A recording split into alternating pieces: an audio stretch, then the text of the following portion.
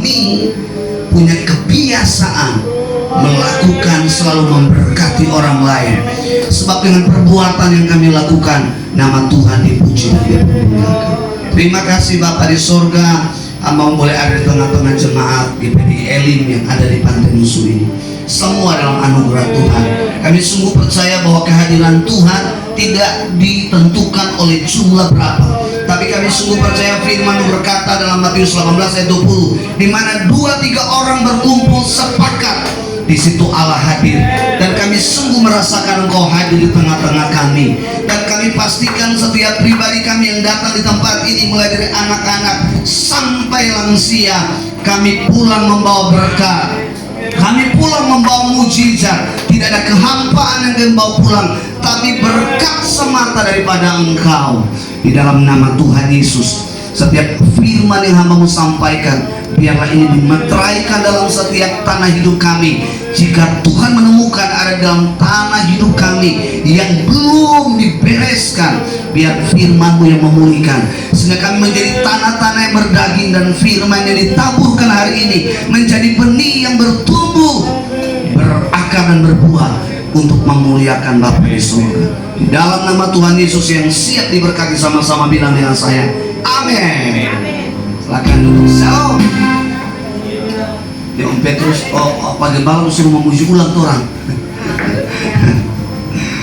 Aduh, Bapak Ibu, kedua kali saya merasa bahwa saya bukan orang asing. Saya merasa bahwa saya adalah bagian daripada jemaat Elim. Saya lihat nih muka-muka semua sembuh kan? Banyak yang sembuh, dompet nggak sembuh tuh.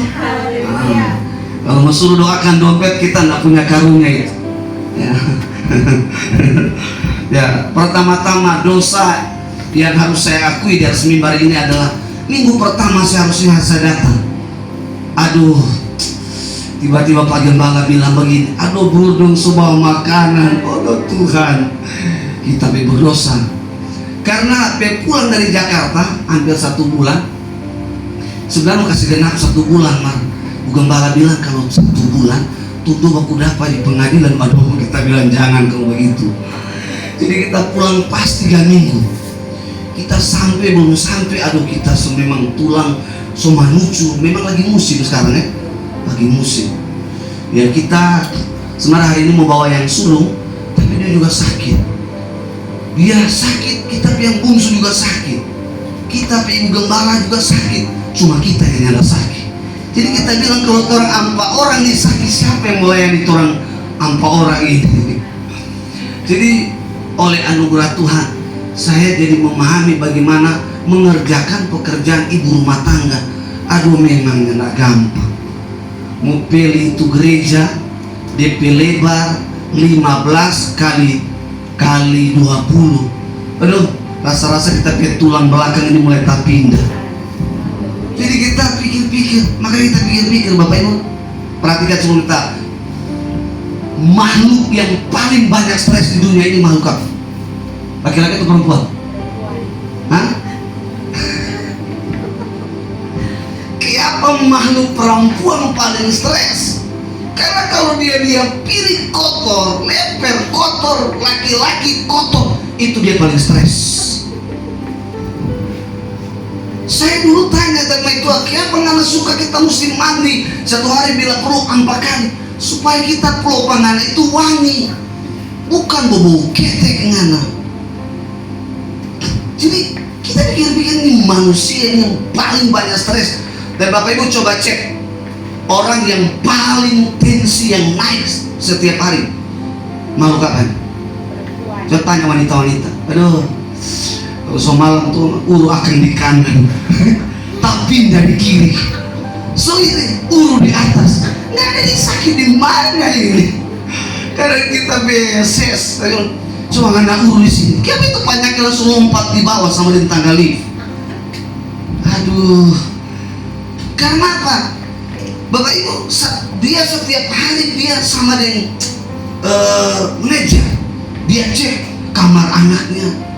Jadi kalau dia lihat, aduh, so paling orang yang banyak korban siapa?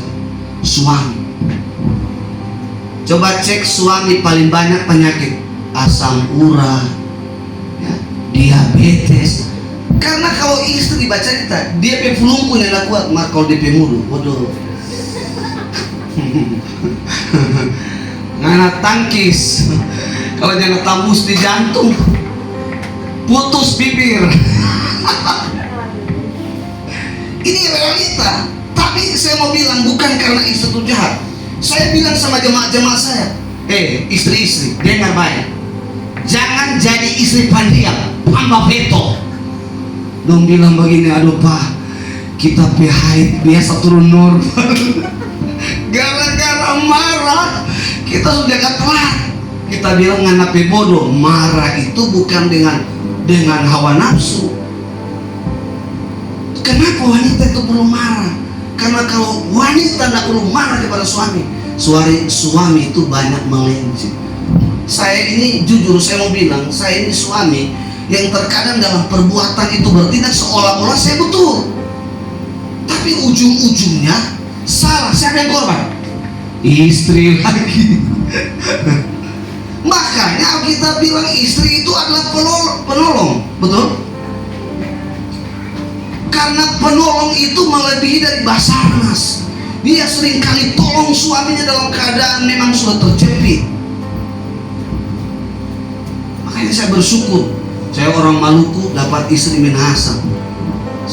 Nanda ada DP nada dari awal itu rendah, tinggi semua. Not orang Sangir, orang Ambon, orang Maluku, orang Manado. Kenapa orang penada tinggi? Mau makanan semua panas, babi, RW. Bapak Ibu, cuma di Jawa binatang hidup dengan tenang. Di Sulawesi Utara semua binatang hidup dalam keadaan trauma. Soal-soal lewat tangkap ikan. Satu kali kita pilih batu-batu di fondasi, tak tumpuk. Tiba-tiba ada dua bapak lewat pakai motor. Tuh berhenti. Bapak Ibu tahu, itu 1 kubik lebih tuh, batu itu dipindahkan secara gratis demi satu soa-soa. Waktu orang bongkar itu soa-soa bikin bodoh, soa-soa masuk di lubang. Kita bilang terima kasih, ada buruh gratis.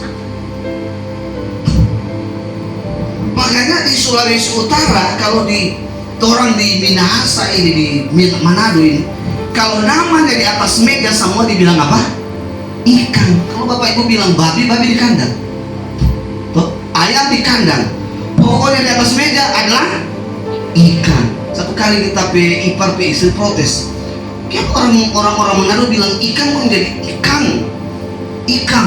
Dia bilang jangan bilang ikan. Tapi itu sudah membudaya. Dan akhirnya kita setiap kali, saya bukan orang Manado tapi semua hewan saya makan. Istri saya orang Manado tapi dia nggak bisa makan hewan. Dia pilih-pilih, ternyata dia orang vegetarian. Saya semua makan. Ular, monyet, kucing kita semua makan semua. Nah, Bapak Ibu lihat, banyak duka cita itu babi kalau masuk di bulan Ber. Tuh, ini orang sudah di bulan Agustus tuh, terakhir ini tuh. Besok masuk di bulan Ber. Kita bilang Pak Tamang-tamang di Jawa, Bapak Ibu di Manado itu tidak mengenal babi mahal dengan murah. Setiap acara ada babi. Coba Bapak Ibu perhatikan, waktu orang di Bitu itu babi Tuhan tolong 200 juta, 200 ribu per kilo. Tapi setiap Natal daging bakso. Nah, saya bilang di Sulawesi Utara yang tidak ada orang kelaparan. Kita kayak bilang tapi jemaat-jemaat, coba nih lihat Ibu Gembala. Ibu Gembala kalau kita tidak bilang dia puasa, bodoh, dia berat mau naik 100. Kita bilang anak banyak makan, Gembala kurus nggak apa-apa. Daripada anak kurus, kalau lu bilang ini Gembala yang perhatikan ibu istri. Nah, gitu. Kita, Bapak Ibu, kita minta maaf ya.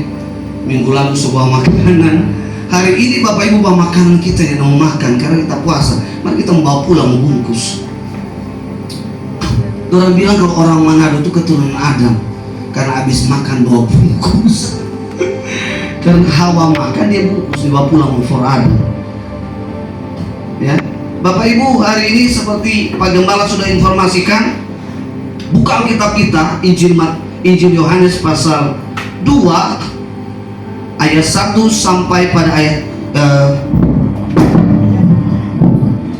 cek nih, kuat ini minta maaf. Bagian ini boleh tarik sampai ke ini.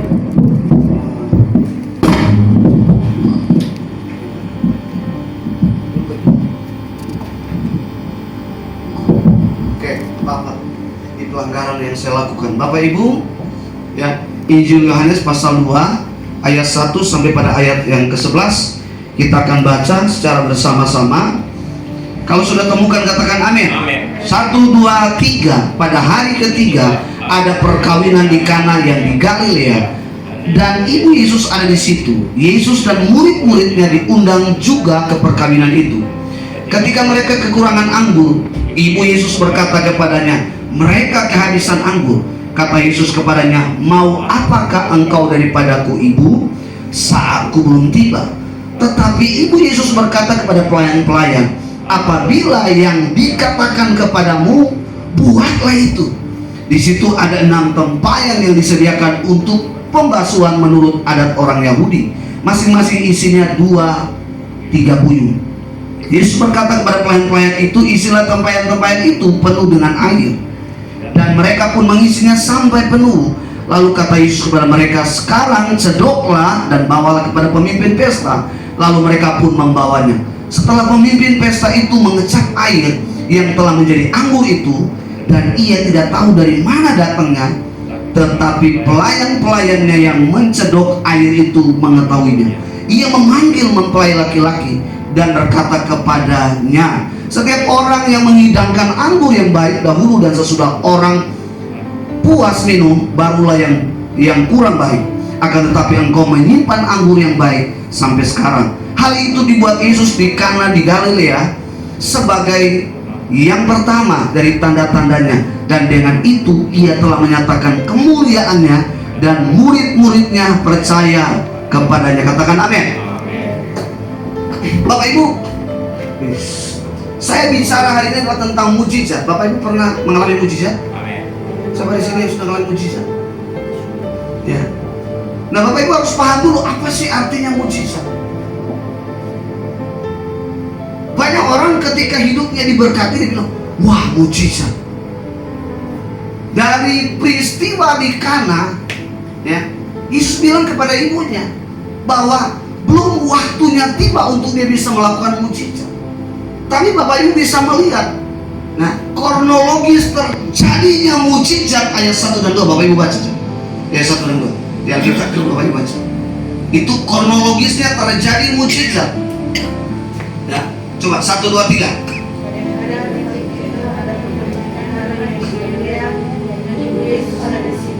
Ayat 2.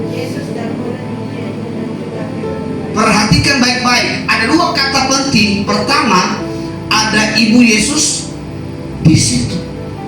Yang kedua, ya, Yesus dan murid-muridnya diundang.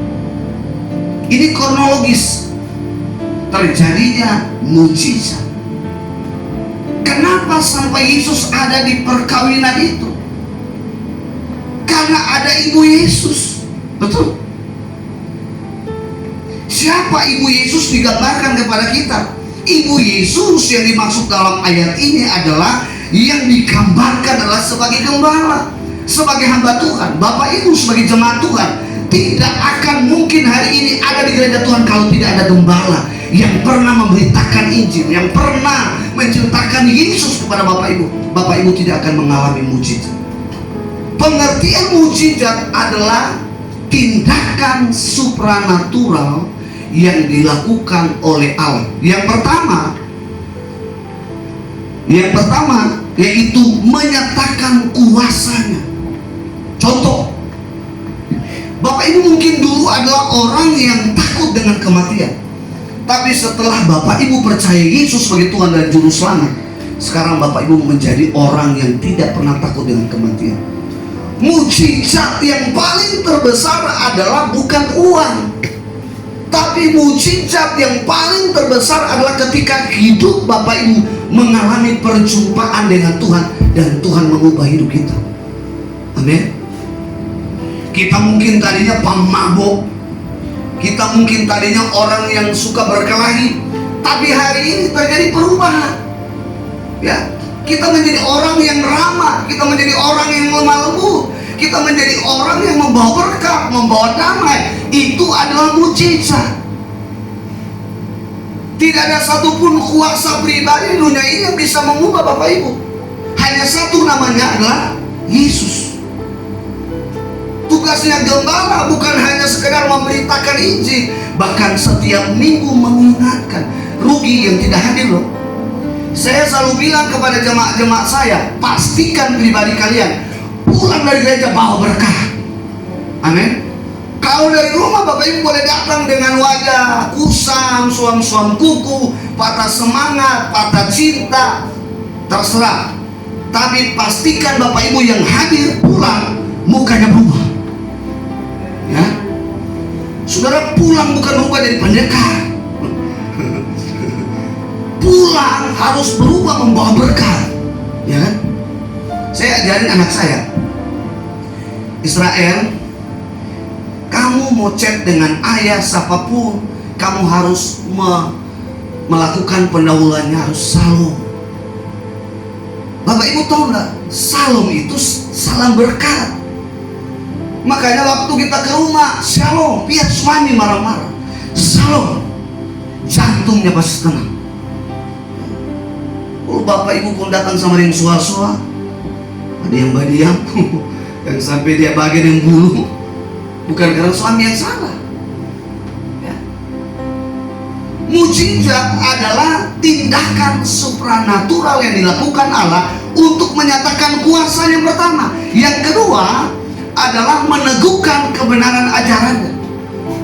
Bapak Ibu boleh buka YouTube, boleh buka Facebook, banyak sekali serangan-serangan yang datang bahwa Yesus bukan Tuhan. Kalau dia Tuhan, kenapa dia harus datang jadi manusia? Kalau dia Allah, kenapa dia harus datang menjadi manusia? Bukankah dia Allah harus melakukan sesuatu yang dahsyat, yang luar biasa? Terkadang saya ketawa lihat orang-orang seperti itu. Kenapa? Karena orang-orang yang menyebarkan suatu ajaran yang demikian adalah orang-orang yang tidak mengalami mujizat. Saya amat percaya Bapak Ibu yang hadir di tempat ini, tidak ada satupun di antara kita yang tidak pernah mengalami mujizat. Amin. Contoh, Bapak Ibu ke rumah sakit, dokter bilang, Pak, Ibu sakit ini, sakit ini, sakit ini. So kasih obat, bukan tambah sembuh, tambah parah. Betul? Tapi pada waktu Bapak Ibu merendahkan diri dan menaikkan pujian, berdoa, Tuhan turun tangan, Bapak Ibu sembuh. Saya pernah sakit, dokter bilang, oh Bapak jantung. Hampir setiap hari istri saya bilang, saya lebih banyak konsumsi obat daripada makan. Tapi Bapak Ibu, satu waktu saya ambil gitar, saya menyembah, ya. Tuhan turun tangan dan menyembuhkan tanpa obat. Dokter di atas segala dokter yang menyembuhkan penyakit saya.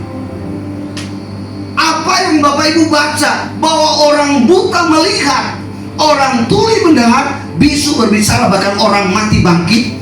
Mujizat adalah meneguhkan ajarannya. Jadi bukan sesuatu omong kosong. Bapak Ibu bisa lihat Alkitab fakta. Ya, yang pertama, Lazarus orang miskin 4 hari dalam kubur, tapi dia bisa bangkit dari antara orang mati. Seorang pemimpin ibadah, anaknya namanya Yairus, sudah mati.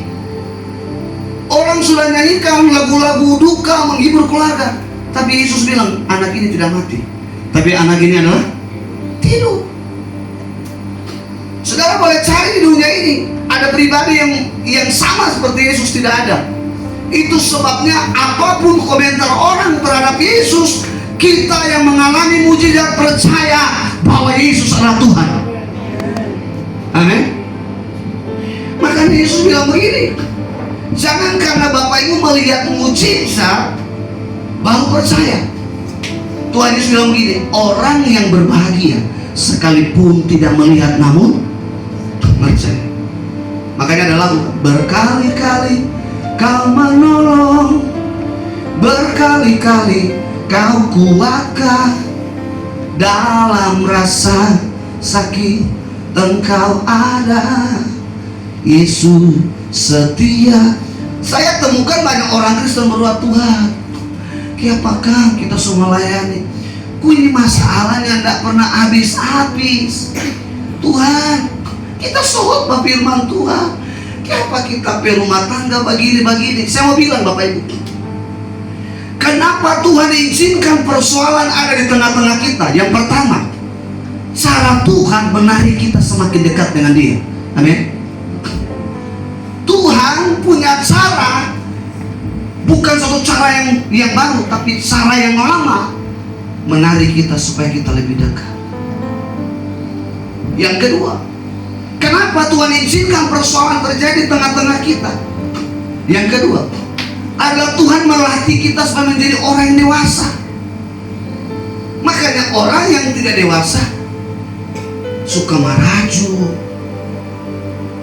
suka tersumbing, tersinggung, tersiku, tersisih, terpojok, terjatuh, terpental, terpisah. Saya heran, saya ini, maaf kata, bukan memojokkan. Artinya tadi WL nyanyi lagu-lagu baru semua. Kita juga nih tahu tuh lagu-lagu baru. Orang-orang Sanyir semua nyanyi lagu-lagu Papua. Yesus manis wih, hebat ini. Memang beberapa pelayan nyanyikan lagu-lagu ini. Hebat nih jemaat-jemaat Elim ini. Gembalanya juga gal. Jujur memang, kita manganto jadi hilang. Ini yang bilang gini, orang kasih istirahat dulu. Ada di injury time kalau memuji Tuhan. Loh, Bapak Ibu orang di dunia sana memuji Tuhan sampai dia bicara dah hilang-hilang begini. Di Somabu, sunat nama malu. Waktu orang ini memuji raja di atas segala raja. Saya mau bilang Bapak Ibu, waktu Bapak Ibu bernyanyi, Bapak Ibu bukan sedang melayani Dia, tapi Dia hadir untuk melayani kita. Amin. Jadi waktu kita memuji Tuhan, kita tidak sedang melayani Dia, tapi menghadirkan Dia untuk melayani kita. Amin. Kita ini dikatakan umat kesayangan, umat pilihan. Saudara, kalau punya anak yang disayang, siapapun dia itu, orang itu yang paling pertama Bapak Ibu layani, betul? Nah, kita ini orang-orang pilihan Tuhan.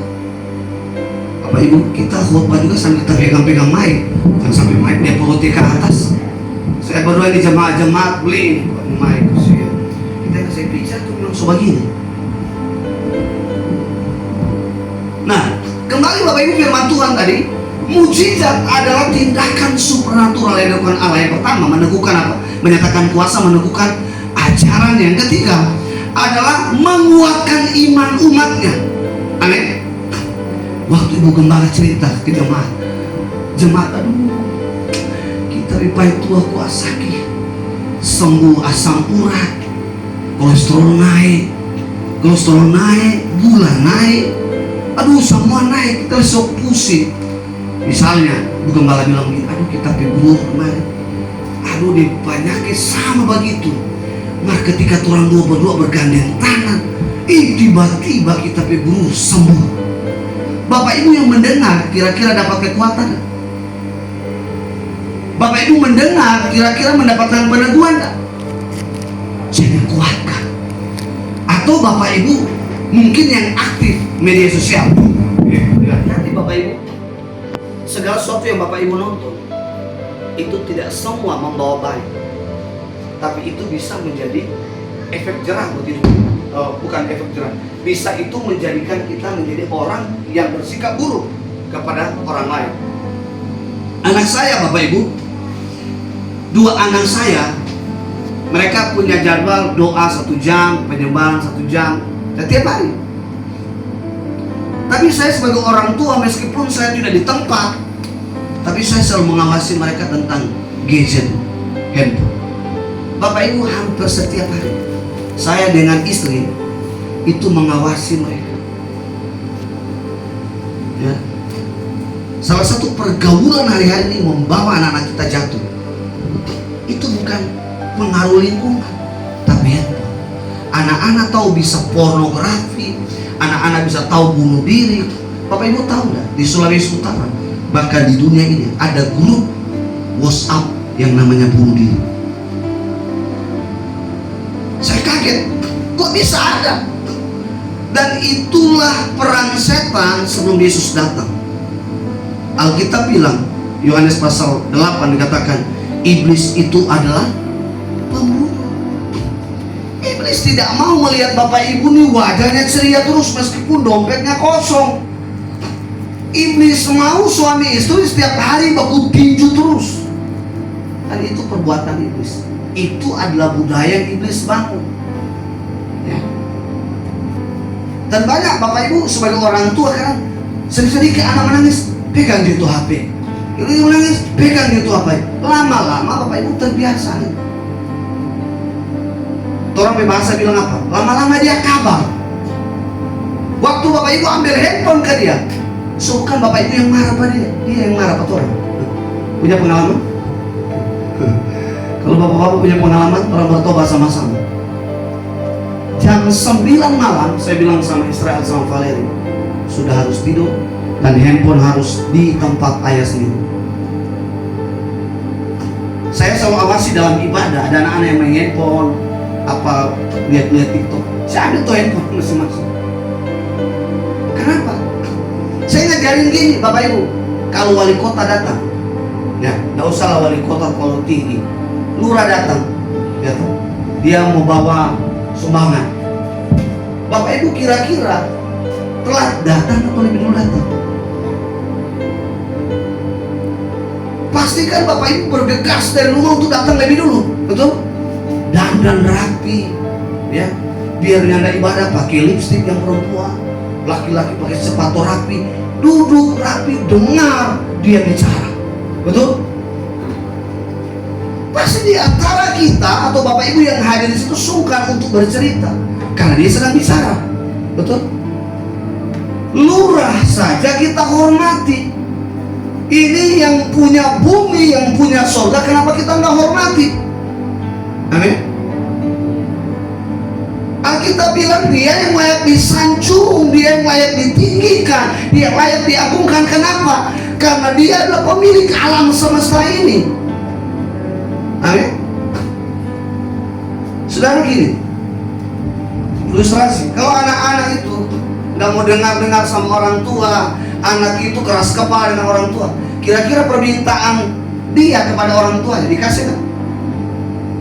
Kalian bilang begini, kita akan kasih nanti, tapi mama sama papa minta kamu berubah, betul? Sederhana Bapak Ibu.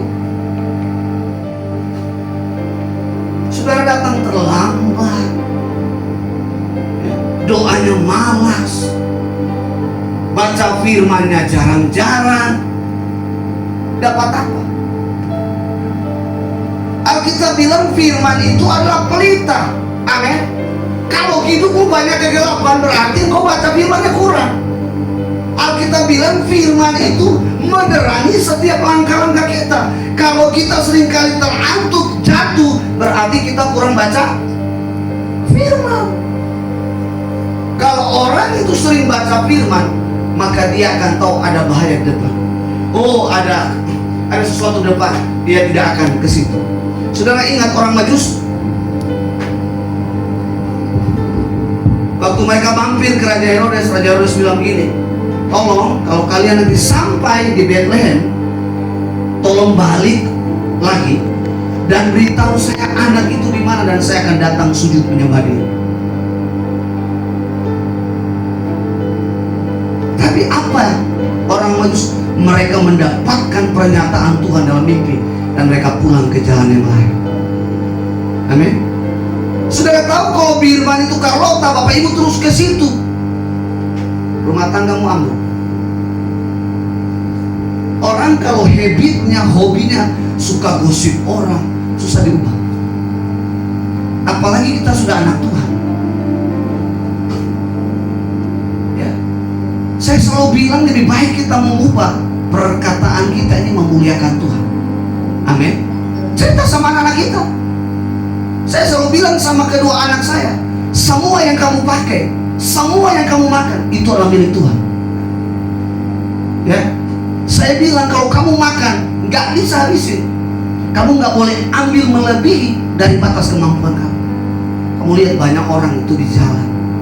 Saya ke Jakarta, banyak orang.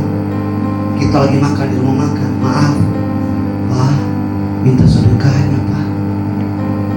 Bagi mereka 1.000 itu berharga. Maaf, di Sulawesi Utara di tempat kita ini masih banyak nasi-nasi dibuang. Saya ke Jawa pulang bawa Renggina. Bapak Ibu tahu Renggina?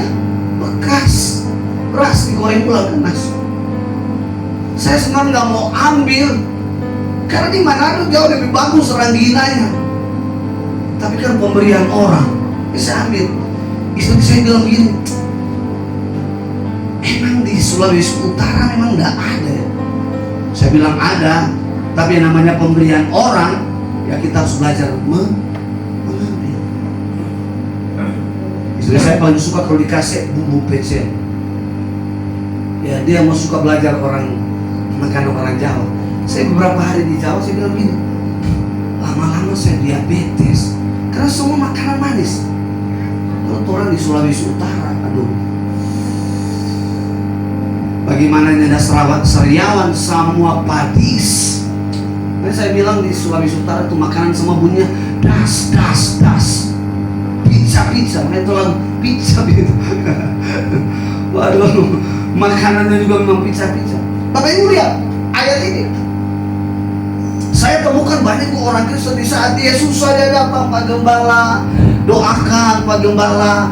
Kalau nanti usaha saya diberkati Pak Gembala, saya akan jadi berkat. Bapak Ibu dengar ya, hamba Tuhan itu meskipun dia hidup sederhana, tapi dia punya otoritas sebagai gembala. Dia bisa memberkati Bapak Ibu. Amin. Tapi saya banyak menemukan setelah orang itu diberkati hilang. Tapi bukan di jemaat, di Elim, di tempat lain. Hilang. Suatu waktu ada orang datang ke saya, dia waktu susah, dia bilang, Pak Gembala, tolong doakan supaya usaha saya diberkati.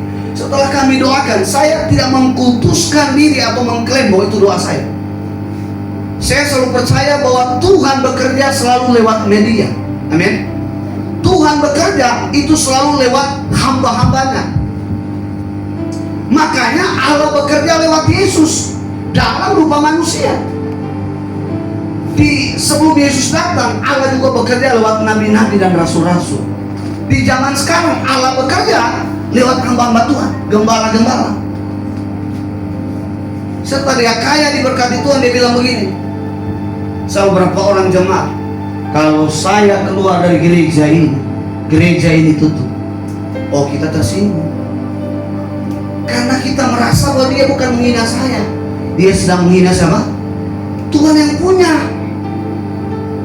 Saya hari itu dengan gagah saya bilang sama istri saya, buka komputer, buka itu printer. Saya panggil orangnya dan saya bilang, maaf, kita kembalikan. Saya merasa Tuhan kita murah. Saya pulang, saya lapor sama Tuhan, Tuhan, saya malu, sebagai anak saya malu. Tuhan dihina. Bapak Ibu, apa yang terjadi? Setahun kemudian dia jadi buronan polisi. Rumah tangga ambruk, ekonomi ambruk, usahanya ambruk.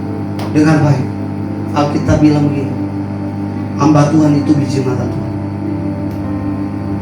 Saudara boleh bermain-main dengan pemimpin yang lain. Mereka mungkin dengan tangan besi, dengan kekuasaan. Tapi jangan pernah main-main dengan pendeta. Ada orang bilang begini, bagaimana dengan pendeta yang hidupnya main-main? Dia itu urusan pribadi. Tidak semua orang pendeta-pendeta yang main-main. Buktinya jemaat GPDL. Amin. Gembala yang main. Oh, Pak Gembala, makasih. Ya, cari mati, jangan sampai di kepala. Ucap.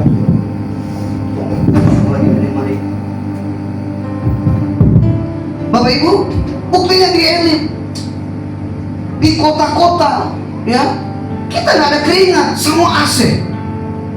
Betul? Semua handphone diakses. Saya juga heran, WL-nya bisa nyanyi begitu banyak, semua memorinya bagus loh memori. Bu, ada beberapa lagu tadi saya belum lahir tuh. Papa mama saya belum buat saya. Itu lagu-lagu tadi saya semangat aja, karena memang saya belum lahir. Tapi Bapak Ibu bersyukur, di kota-kota dipakai alat bantu, proyektor baru bisa hafal, orang pakai handphone. Di jemaat ini memorinya sehat. Haleluya. Kita dengar satu lagu Papua, Yesus manis. Aduh, kita belum hafal Bapak Ibu. Memorinya luar biasa. Ibu gembala mau luar biasa lagi. Cuma jemaat tahu semua. Lagi itu lagu-lagu apa EDT tadi itu. Saya belum hafal, jemaat ini bisa hafal, luar biasa.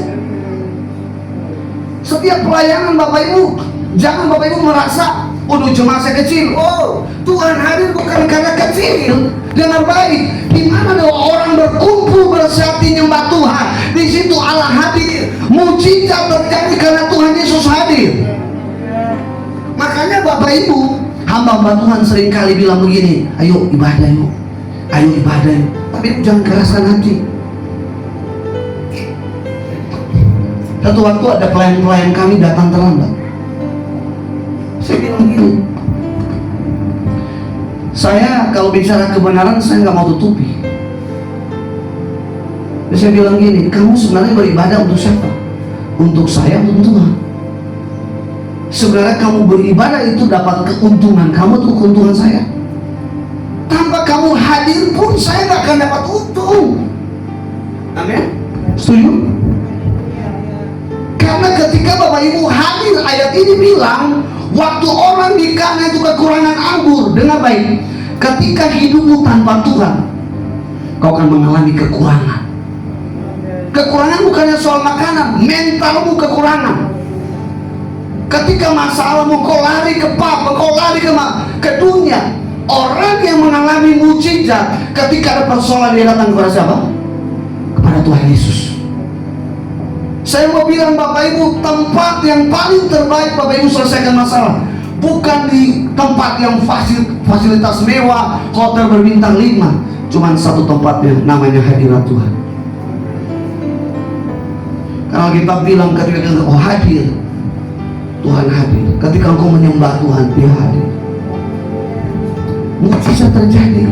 Bapak Ibu, semua tamu-tamu itu bilang, biasanya orang menghidangkan anggur yang tidak baik dulu. Kira-kira kalau di pesta kawin orang-orang Minahasa, cap tikus dulu kasih, kasih cap tikus. Nanti so di akhir-akhir kalau so mabok, baru keluar itu bintang, topi miring, tanduai. Bapak Ibu kalau dulu belum mengalami mujizat, pulang bukan bawa berkat. Bapak Ibu pulang pasti bawa malapetaka. Tunggu. Oh, kau bukan biji mata yang keluar, tunggu. Aduh, Bapak Ibu makanya tidak heran kalau Bapak Ibu mengalami mujizat. Pasti istri-istri keluar bukan tebal skincare-nya. Oh, biaya pun. Namanya kalau dia so mabuk, DP istri pun dia bilang musuh.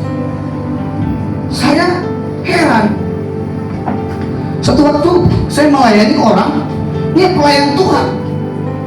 Tapi setiap kali berkelahi, ternyata dia simpan samurai. Dan dia bilang ke istrinya, kamu lama, saya cinta. Saya pikir-pikir ini gimana salah mungkin. Kenapa sampai pelayannya bisa bersikap? Dia pikir istrinya itu kan ikan tuna, dia mau buat sashimi. Bapak Ibu tahu, istrinya itu waktu saya layani, dia bilang begini, Pak Pendeta, saya nggak pernah percaya sama laki-laki lagi. Aduh, saya bilang kenapa? Suami saya melayani, beritakan Injil, tapi setiap kali dia marah sama saya, dia keluarin samurai. Alkitab bilang hendak keluarkan pedang firman, bukan peda sangir. Ada di sini, kalau Raja tarik samurai, saya yakin semua mengalami mujizat, amin. yang sudah mengalami mujizat, terus lagi panas satu, yang satu bergumul supaya dia tuh mengalami mujizat. Amin. Makanya Bapak Ibu, tugas gembala bukan hanya memberitakan, mengajak, mendidik. Ya, saya kadang jangan bingung nih jemaah gereja orang-orang Kristen. Kadang dia tidak bisa bedakan dia mau pergi gereja, dia mau pergi pesta. Kalau dia pergi pesta, dia pakai rok panjang. Dia pergi gereja, dia tarik tuh rok sampai di sini. Kadang saya sulit membedakan orang. Ini orang dia tahu dari tempat ini. Lalu dia bilang begini, kan Pak Gembala ada firman Tuhan, Tuhan melihat hati. Orang terkadang dosa tapi membuat pembenaran diri. Ya. Saya bilang Bapak Ibu, sesuatu yang Bapak Ibu pakai bukan hanya terlihat kepada orang lain baik, tetapi bagaimana kepada Tuhan. Kalau orang lain bisa memandang itu tidak baik, bagaimana dengan Tuhan? Sesama saja Bapak Ibu bisa dikritik. Nah, saya lihat kadang ibu-ibu ya, kadang ibu-ibu kalau dia sibuk bangun pagi, saya seperti istri saya ini, saya terkadang merasa berdosa. Karena dia bangun pagi, dia bersihin, dia masak. Kadang saya pikir, kenapa istri saya marah? Karena kadang lagi iris alis, iris, tiba-tiba orang panggil, tak korek naik itu alis. Satu ke bawah, satu naik. Serius, saya suami malu ketika dia cantik. Aduh, kiamat tapi istri sama tanduk begini. Loh, apalagi yang basulam-sulam. Waktu basulam pertama masih muda, oh masih gagah. Seoma-oma DP tinta tapi tidak sama kapal. Mau pindah pakai apa? Mau urut lama-lama dia mau jadi PT mata PT. Saya bilang sama istri saya, sudah Jo, nggak usah terlalu banyak dia make up segala macam. Ngan akan berdandan for kita, betul? Lo kalau nggak pikir kongso jadi 5-6 tingkat di petabal lipstick, so curiga ini. Apalagi kalau aku sama dia berusaha mau baca untuk sepatu, so sama dia so bukan nikah dilang anak, so nikah badusu ini, so jalan pun jaga agak-agak itu apa lalat di belakang. Sudah Jo, kita kalau pakai di muka kata surya bagus di muka, di belakang juga ikut bagus. Orang yang dari di belakang, orangnya di muka. Nah gitu. Karena kita istri bilang gini, coba anak dulu, makanya kita mulai benahi kita diri, kita mulai bertobat, perbaiki kita diri. Bapak Ibu, kita mulai lihat di PA mulai bagus. Bayangkan istri itu di sementara tarik bagi di depan, mak mau makan mak, oh salah itu di garis.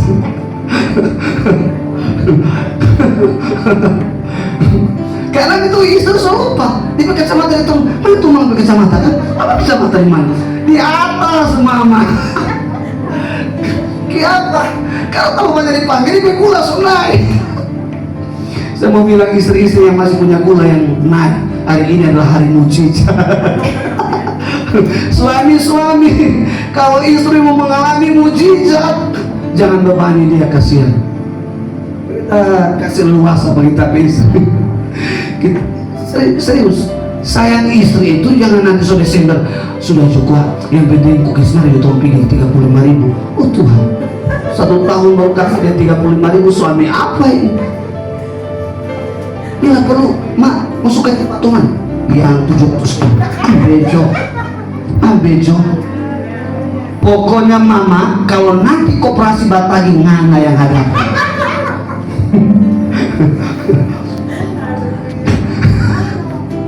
Aduh, kita kalian jangan lihat orang kalau dia senggan itu sibuk dengan dirinya, bukan dia sibuk untuk Tuhan.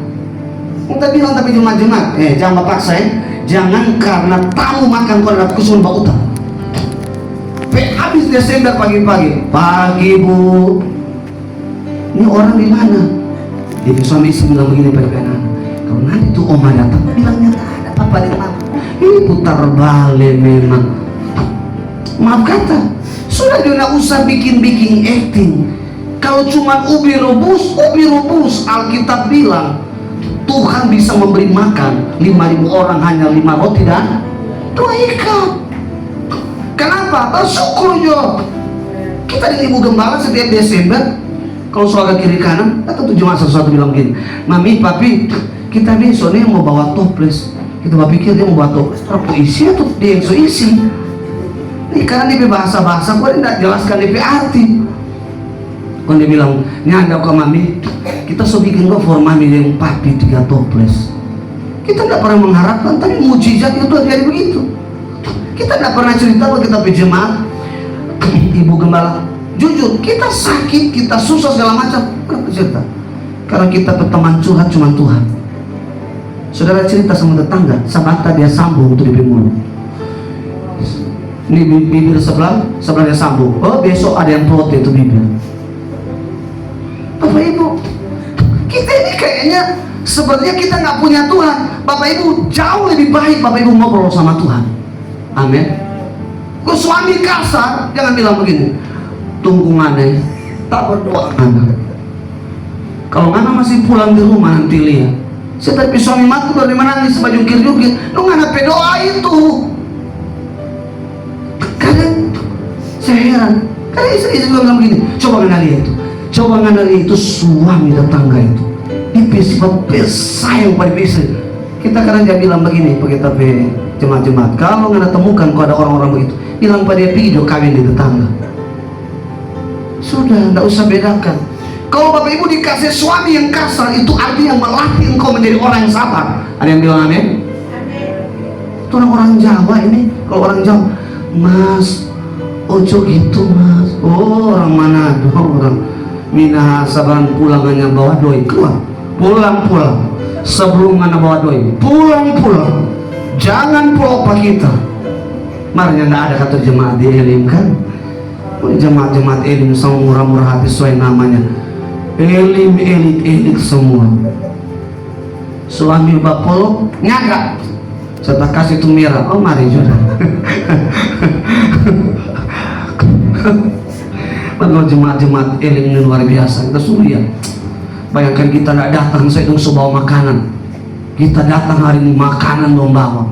Makanya kita bangun pagi. Bapak Ibu tahu nih jam 2, jam 4 kita bangun. Kita sudah tidur. Karena itu rasa berdosa. Kita tidak tahu kalau Bapak Ibu minggu yang lalu tuh Bapak pinjam pas apa itu doi ke bawah. Nyanda. Maka kita rasa berdosa. Oh, Pak Gembala bilang begini. Pak Gembala dia tanya ulang-ulang, mungkin saya bilang tuh Bu Gembala. Saya tanya Bro Dem itu mau datang atau nyanda. Maka saya pastikan kita datang. Ya. Bapak Ibu jujur, saya puasa 50 hari. Saat ini saya baru berjalan 6. Karena ada satu hal yang Tuhan taruh dalam hati saya. Karena bulan September saya harus ke Maluku Utara dan menginjili beberapa desa yang hari ini hampir murtad, tinggalkan Tuhan. Saya tidak punya uang, Bapak Ibu, tapi saya punya hati yang Tuhan taruh. Dan waktu saya masuk di daerah Pantai Musuh ini, saya cuma mau bilang, pelayanan itu bukan tugas gembala, tugas Bapak Ibu. Bapak Ibu tidak perlu berteologi dengan orang. Bapak Ibu cukup ceritakan mujizat apa yang Bapak Ibu alami. Tugas menjamah itu bukan urusan Bapak Ibu. Tugas orang itu datang atau tidak itu bukan Bapak Ibu. Bapak Ibu hanya pakai mulut saja. Musa bilang begini kepada Tuhan, Tuhan, kita yang tidak bisa menghadap kepada pejabat Firaun. Kita yang tidak pandai bicara. Seperti gembala, ibu gembala kita tidak bisa pandai. Seperti kakak saya, om saya tidak pandai. Tapi Tuhan bilang begini, Musa dengar ya, kita cuma pinjam menghadapi mulut, bagara juga menghadapi mulut. Dan itu hikmat Tuhan keluar, kata-kata itu keluar. Jujur, kita pi istri, mungkin bagi orang lain dia jarang bergaul, malas sekali bergaul. Dia selalu berdampak buat orang lain. Terkadang cuma mas-mas datang, Mas, berapa kan itu bayam? Mas ini ikan berapa?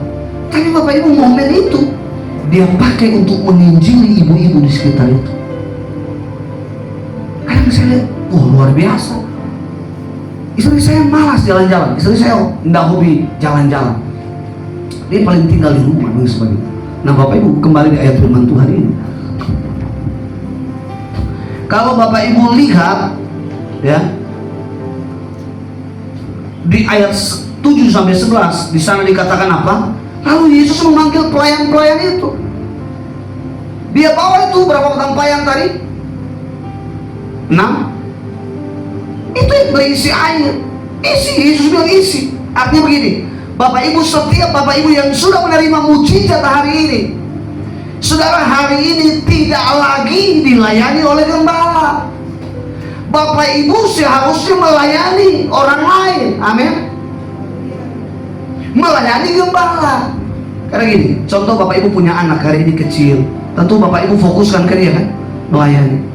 Tapi ketika anak itu dewasa, dia akan fokus melayani Bapak Ibu tuh. Sama. Waktu Tuhan Yesus, Ibu Yesus bilang begini, pokoknya mau didengarin apa yang kita bilang, mau dilakukan, tidak usah bicara. Artinya begini, kalau Bapak Ibu mau datang ke ibadah, apapun ajakan gembala, tidak usah banyak tanya, datang saja. Amin. Ini bilang, ih Pak Gembala ini belum jam 8, jam 9 Tuhan masih nonton-nonton, kenapa dia so panggil-panggil ibadah? Sudah, tidak usah banyak baca cerita, tutup mulut. Bila perlu pakai lakban, supaya kalau suami datang, itu makanan suara, oh dia letak Bapak Ibu. Enggak, maksudnya tambah kusebu. Maksudnya Bapak Ibu, terkadang banyak sekali orang bisa temukan, bikin pelayanan ini, bikin ini. Aduh Pak Gembala, tidak boleh kita pidana begini. Seolah-olah Tuhan itu dianggap remeh. Bapak Ibu melayani tanpa uang tidak jadi soal, karena Tuhan bekerja jauh melebihi daripada uang. Tuhan tidak ngajarin kita harus uang dulu baru melayani, karena kalau Bapak Ibu melayani uang dulu, melayani lama-lama jadi apa? Cinta uang, mata duit, macam-macam mati dalam maturita. Ya. Cuma mata tinggi ada, kalau demam tinggi maksudnya. Makanya Bapak Ibu di ayat 7 sampai 11, mereka ini mulai melakukan kehendak Tuhan. Di jemaat Tuhan sudah dewasa. Apa yang dikotbahkan oleh gembala sudah mulai dipraktekkan. Mulai pergi pada tetangga. Itu tahu nih biar manajer kalau pergi dosis, kita mau beli bawang lebih. Misalnya, itu jadi momen untuk cerita. Mulai nyambung, ngobrol. Akhirnya dia bilang, aduh, yuk kan kita selama ini kita suka dicerita orang, terus merasa kita bersalah. Nah di situ Bapak Ibu boleh masuk dan memenangkan dia. Dia bisa terima Yesus. Tapi kalau Bapak Ibu so tahu dia berdosa, kalau Bapak Ibu bilang begini, sudah tidak usah bergaul. Loh, tugas gereja bukan menghakimi orang. Tugas gereja adalah mengajak orang supaya dia diubah dan mengalami mujizat yang sama. Amin. Aduh kita nih tahu, nanti tunggu Pak Gembala datang. Kenapa harus Pak Gembala yang datang? Saya jujur, setelah saya paham ayat ini, jemaat-jemaat Tuhan yang sakit gigi saya tidak akan kunjungi. Karena tuh pelayan-pelayan bilang, Pak Gem, si WL itu tidak datang, sakit gigi. Mau suruh dia pergi di apotik, mau suruh kita datang? Sakit gigi itu banyak faktor, kurang sikat gigi, banyak holojo. Kecuali ada masalah rumah tangga, kita suruh datang di gereja. Tapi kalau cuma masalah migrain, musuh itu gembala doakan dalam nama Yesus, aku doakan migrain sembuh. Tuhan yang tahu dia migrain karena apa? Mungkin karena tak lebih makan babi. Tuhan yang tahu. Namanya kalau orang kelebihan makan babi, mau tengking, babi bilang buah. Bilang apa? Sudah, dia bisa pulihkan. Kita punya anak sakit, dia pulang, dia nangis, kita peluk dia. Bapak Ibu, kita nggak ajarkan dia minum obat begini. Kita cuma bilang, Valeri, ikutin doanya.